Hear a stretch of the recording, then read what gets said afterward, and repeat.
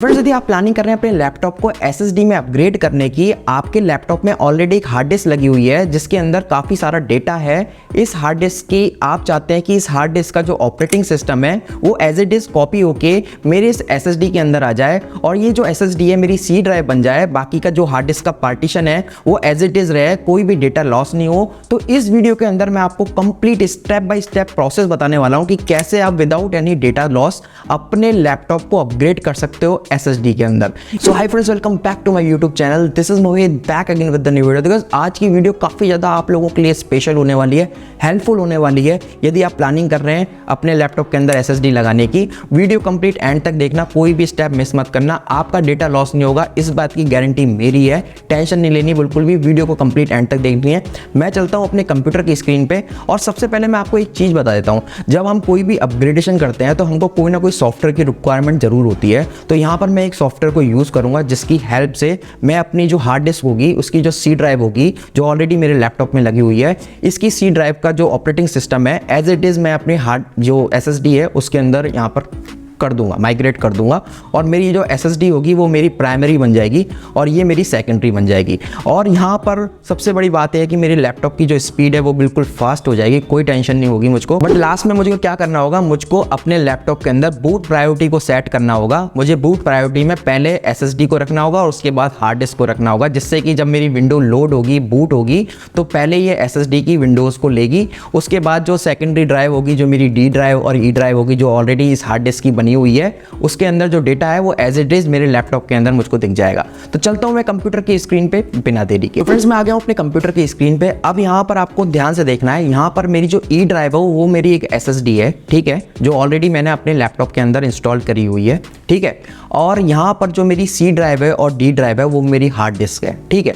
अभी E drive के अंदर कोई भी ऑपरेटिंग सिस्टम नहीं है। मैं चाहता हूं कि जो मेरी हार्ड डिस्क का ऑपरेटिंग सिस्टम है वो एज इट इज कॉपी होके मेरे एसएसडी ई ड्राइव के अंदर आ जाए, ठीक है। तो आपको जब आप एसएसडी अपने कंप्यूटर के अंदर लगाएंगे तो आपको सबसे पहले क्या करना होगा, कंप्यूटर मैनेजमेंट में, डिस्क मैनेजमेंट में जाना होगा और यहाँ पर आपको जो अनअलोकेटेड स्पेस दिखेगा उसको लोकेट करना होगा। आपको एक ड्राइव बनानी पड़ेगी जिस तरीके से ऑलरेडी मैंने बनाई हुई है फॉर्मेट करके, ठीक है। अब क्या होगा, आपको एक सॉफ्टवेयर को इंस्टॉल करना है अपने लैपटॉप के अंदर जिससे बेसिकली हम माइग्रेट करने वाले हैं। तो यहाँ पर मैंने मिनी टूल का यूज़ किया है, कोई भी सॉफ्टवेयर का यूज़ कर सकते हैं। और यदि आपको ये सॉफ्टवेयर चाहिए तो आप मेरे से इंस्टाग्राम पे बात कर सकते हैं, कोई दिक्कत नहीं है। तो यहाँ पर मैंने सॉफ्टवेयर को इंस्टॉल किया है और यहाँ पर इंस्टॉल करने के बाद मैं इस सॉफ्टवेयर को इंस्टॉल कंप्लीटली अपने लैपटॉप के अंदर इंस्टॉल कर लूँगा। उसके बाद पूरा का पूरा प्रोसेस मैं यहाँ पे करूँगा, ठीक है। तो आपको कुछ इस तरीके से स्टेप्स मिलेंगी। अब आपको यहाँ पे नेक्स्ट कर देना है, ठीक है। नेक्स्ट करने के बाद यहाँ पर आपको कुछ ऑप्शंस मिलेंगे, आपको सेलेक्ट कर देना है। उसके बाद नेक्स्ट करके अपने लैपटॉप के अंदर इसको इंस्टॉल कर लेना है। जब ये कंप्लीट इंस्टॉल हो जाएगा, डाउनलोड हो जाएगा आपके लैपटॉप के अंदर, तो कुछ इस तरीके से आपको एक इंटरफेस देखेगा। जैसे ही मैं इसको फिनिश वाले बटन पे क्लिक करूँगा तो यहाँ पर मैंने फिनिश किया। फिनिश करने के बाद यहाँ पे कुछ इस तरीके से इंटरफेस मिलेगा। यहाँ पर मैं 11.5 वर्जन यूज़ कर रहा हूँ, ठीक है, ठीक है। अब यहाँ पर क्या करना होगा, देखो मैंने माइग्रेट ओएस पे क्लिक किया तो यहाँ पे जो पहला ऑप्शन आ रहा है, पहला ऑप्शन पे आपको नहीं करना है। यदि आपके लैपटॉप में 2 हार्ड डिस्क हैं तो आपको सेकंड वाले ऑप्शन पे क्लिक करना है। यदि सेकंड वाले ऑप्शन पे आप क्लिक करेंगे तो क्या होगा, आपकी जो हार्ड डिस्क होगी उसका operating system as it is इसके जो एसएसडी लगी हुई है प्राइमरी स्लॉट के अंदर वो एज इट इज़ आ जाएगा, ठीक है। और डेटा भी लॉस नहीं होगा। जो इसकी डी ड्राइव है, ई ड्राइव है, जो भी ड्राइव है वो एज इट इज़ रहेगी, मतलब कोई दिक्कत नहीं आएगी। पर यदि पहला वाला करते हैं तो सिर्फ आपका ऑपरेटिंग सिस्टम ही मूव होगा आपका, ठीक है। तो यहाँ पर मैंने कर दिया है। उसके बाद यहाँ पर सिंपली नीचे वाले ऑप्शन को सेलेक्ट किया है, ठीक है, जो मैंने अपनी एसएसडी उसको सेलेक्ट किया है, नेक्स्ट किया है। नेक्स्ट करने के बाद आपको कुछ भी नहीं करना है, जैसे मैंने स्टेप फॉलो करी है एज इट इज़ फॉलो करनी है।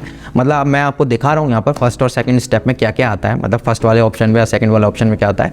आपको कुछ नहीं करना, आपको पहले वाले पे ही क्लिक करके, जो बाय डिफ़ॉल्ट होगा उसको ही क्लिक करके आपको यहाँ पर नेक्स्ट करना है। जिससे क्या होगा कि जो आपका वॉल्यूम होगा, जो आपकी पहले हार्ड डिस्क वाली वॉल्यूम होगा, जो पहले आपकी हार्ड डिस्क का जो सी ड्राइव होगा उसका ऑपरेटिंग सिस्टम उठ के आपकी एसएसडी के अंदर आ जाएगा, ठीक है। कोई डेटा लॉस नहीं होगा। अब आपको नेक्स्ट करना है। नेक्स्ट करके आपको लास्ट में एक ऑप्शन मिलेगा अप्लाई कर देना है।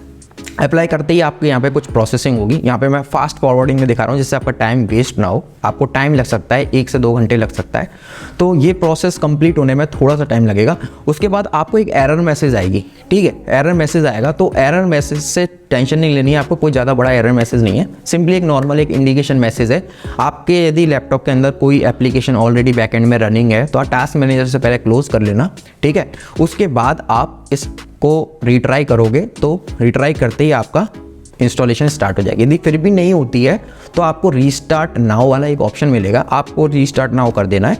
जैसे ही आप रीस्टार्ट नाउ करेंगे तो यहाँ पर कुछ प्रोसेसिंग स्टार्ट हो जाएगी और आपका जो सिस्टम है वो माइग्रेट होना स्टार्ट हो जाएगा, अपग्रेड होना स्टार्ट हो जाएगा। आपकी जो हार्ड डिस्क का ऑपरेटिंग सिस्टम है वो एज इट इज़ कॉपी होके आपके SSD के अंदर आ जाएगा। मतलब कोई भी डेटा लॉस नहीं होगा आपका। सबसे बड़ी बात है डेटा लॉस। यदि आपके सिस्टम का डेटा ही लॉस हो जाएगा, आपकी D ड्राइव का डेटा लॉस हो जाएगा, तो कोई फ़ायदा नहीं है इस वीडियो को बनाने का। इस वीडियो को बनाने का मेन मेरा पर्पज़ यही है कि आपका डेटा लॉस ना हो, आप इजीली माइग्रेट कर लो अपने सिस्टम को। मतलब क्या होता है कि यदि हम कोई नई SSD लगाते हैं तो सबसे पहले हमारी थिंकिंग ये होती है कि हम क्या हमको ऑपरेटिंग सिस्टम तो नहीं डालना पड़ेगा, दूसरा हमारे जो सॉफ्टवेयर्स इंस्टॉल्ड है हमारे सिस्टम के अंदर। तो ऐसा कुछ नहीं, आपको इस तरीके से कुछ एरर मैसेज आ सकता है जब आपके प्रोसेसिंग होगी, तो कोई टेंशन नहीं लेनी, थोड़ा सा वेट करना है। वेट करने के बाद ये प्रोसेसिंग कोडिंग होना स्टार्ट हो जाएगी, बैक एंड में चलती रहेगी। तो लैपटॉप के अंदर पावर का ध्यान रखना, पावर जरूर लगा के रखना, मतलब चार्जिंग लगा के रखना, जिससे कि कोई बीच स्टेट में, मिड स्टेट में कोई ये ऑफ ना हो जाए, ठीक है। तो मेरा मतलब पर्पज़ यही है इस वीडियो को बनाने का कि आपका डेटा लॉस ना हो, आप इजीली माइग्रेट कर पाओ, आपका मतलब कोई किसी भी स्टेप में आपको दिक्कत ना हो। पूरा कंप्लीट यहाँ पे मैं डेमोस्ट्रेट कर रहा हूँ आपको, लास्ट तक आपको दिखाऊंगा कि मैंने क्या क्या स्टेप्स फॉलो करी है। तो कुछ इस तरीके से रीस्टार्ट हो जाएगा आपका सिस्टम। काफ़ी टाइम लगेगा आपको, ऐसा नहीं है कि जितनी जल्दी मैं बना रहा हूँ इतनी जल्दी नहीं होगा, थोड़ा बहुत टाइम लगेगा, मतलब 1-1.5 घंटे का टाइम लगेगा। सब कुछ ऑटोमेटेड होता रहेगा।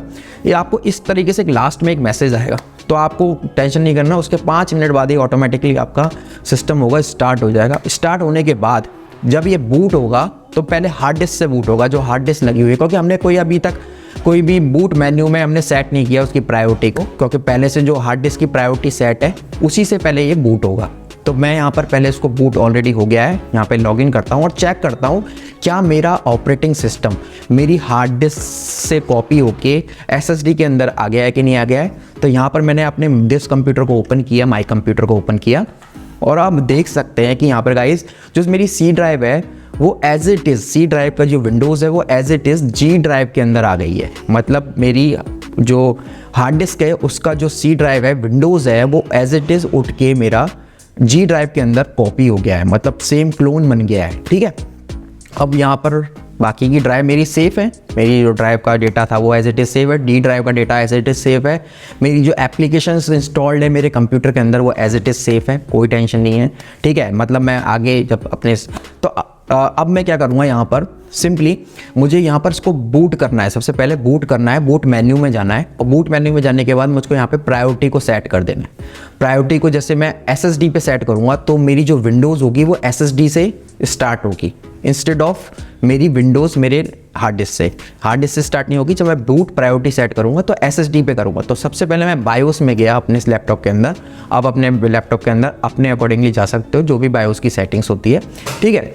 अब यहाँ पर मैं गया, यहाँ पर सिंपली मैंने बूट प्रायोरिटी को सेट कर रहा हूँ मैं, ठीक है।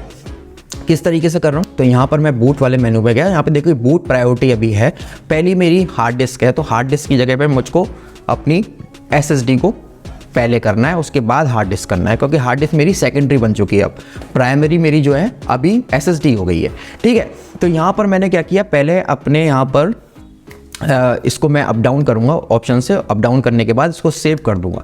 सेव करने के बाद यहाँ पर अभी क्या है, जो मेरी SSD है वो प्राइमरी बन गई है, मेरी जो विंडोज़ है वो लोड होगी SSD से। मेरी जो कंप्यूटर की स्पीड है वो काफ़ी ज़्यादा फास्ट हो जाएगी, मतलब जो परफॉर्मेंस मुझको HSD में मिल रहा था, मतलब हार्ड डिस्क में मिल रहा था, वो काफ़ी ज़्यादा फास्ट होने वाला है, रोबस्ट होने वाला है मेरा सिस्टम, परफॉर्मेंस इन्हांस्ड होने वाली है मेरे कंप्यूटर की। और देखिए आप सिस्टम को स्टार्ट होने में ज़्यादा टाइम नहीं लगा, ठीक है।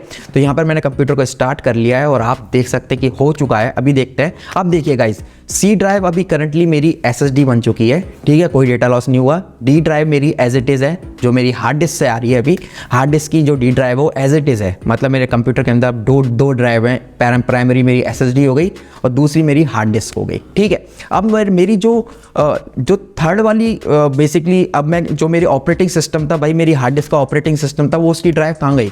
तो मुझे क्या करना होगा, चेक करना होगा, ठीक है। मुझे क्या करना होगा, मैं मैनेज में जाता हूँ, ठीक है, कंप्यूटर मैनेजमेंट के अंदर जाता हूँ और यहाँ पर देखिएगा जो मेरी हार्ड डिस्क की पुरानी वाली जो मेरी सी ड्राइव थी वो यहाँ पर शो होने लग गई है। अब मैं इसको क्या करता हूँ, फॉर्मेट कर लेता हूँ, क्योंकि भाई मुझे थोड़ा बहुत स्पेस तो चाहिए ना अपने कंप्यूटर के अंदर। यदि स्पेस ही नहीं होगा तो कोई फ़ायदा ही नहीं है, ठीक है। जब मेरी हार्ड डिस्क में ऑलरेडी इतना स्पेस है तो पहले मैं क्या करता हूँ, हार्ड डिस्क की जो विंडोज़ है उसको डिलीट कर देता हूँ, उसकी कोई ज़रूरत नहीं है, क्योंकि वो एज इट इज़ उठ के मेरी SSD के अंदर आ चुकी है अब, ठीक है। अब मैंने इसको फॉर्मेट कर लिया और देखिएगा यहाँ पर मेरी कंप्लीट जो मेरी ड्राइव है, ठीक है, यहाँ पर बन चुकी है, ठीक है। ये देखिएगा, ये मेरी अभी विंडोज़ है, ये विंडोज़ जो मेरी हार्ड डिस्क की विंडोज़ है यहाँ पर आ चुकी है। अब मैं इसको क्या करूँगा, इसको फॉर्मेट कर दूँगा। नॉर्मली जब मैं जाऊँगा या तो डायरेक्ट क्लिक करके आप फॉर्मेट कर सकते हो, या फिर आप कंप्यूटर मैनेजमेंट के अंदर जाके जो F ड्राइव होगी उसको, अपनी जो भी हार्ड डिस्क होगी उसकी ऑपरेटिंग सिस्टम को डिलीट कर सकते हो। अब उसकी कोई रिक्वायरमेंट नहीं है, SSD में मेरा सिस्टम माइग्रेट हो चुका है। तो आई होप गाइज आपको पूरा स्टेप बाय स्टेप प्रोसेस समझ में आ गया होगा। कहीं पर भी यदि आपको प्रॉब्लम हो रही है तो मुझे कमेंट सेक्शन में बता देना, क्योंकि कमेंट सेक्शन में मैं जितनी आपकी हेल्प कर सकता हूँ वो करूँगा।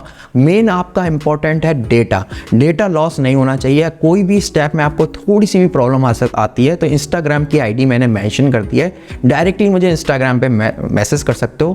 टेलीग्राम का चैनल बना रहा हुआ है आप लोगों के लिए, टेलीग्राम पे भी मैसेज कर सकते हो, कोई दिक्कत नहीं आई है आपको। इंस्टेंट सपोर्ट देता हूं मैं, मतलब ऐसा नहीं है कि मैं मैसेज को रीड नहीं करता। यदि आप मुझे मैसेज करेंगे तो मैं मैसेज भी करूँगा, मतलब उसका रिस्पॉन्स भी दूंगा कमेंट सेक्शन में। तो कोई टेंशन नहीं लेनी, कोई भी दिक्कत आती है आप मुझसे पूछ सकते हो।